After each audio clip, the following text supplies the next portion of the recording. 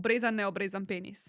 Definitivno ne, mislim, če bi jaz mogla, jaz sem zmeri neobrezan, meni je to top.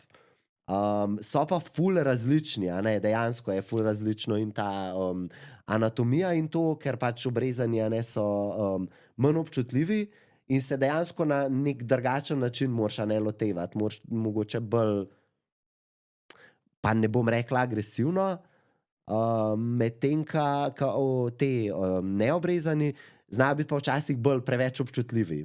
Tako da je tudi spet neka druga zadeva. Ampak a ni še fora, ko je obrezan penis, ko je neobrezan, imaš še tisto dodatno kožico in ga laže, recimo, če ga drkaš z roko, lahko greš bolj gor pa dol. Ja, Če je obrezan, moraš biti ful bolj previden in ne moreš ti to gor pa dol, sploh ne na suho, je boljše, da uporabiš kakšen lubrikant ali pa ful sline. A ne? Tako da to je ena stvar. Itak pol, ko je v erekciji, je spet čisto odvisno, a ne, pri enih potem zgleda že, kada je neobrezan, ker pač tako ven se pokuka, pri enih je še zmer malo čez. Ful je različno od penisa do penisa. Ja. Tako da je ful variacij od tega obrezanosti, neobrezanosti, ja.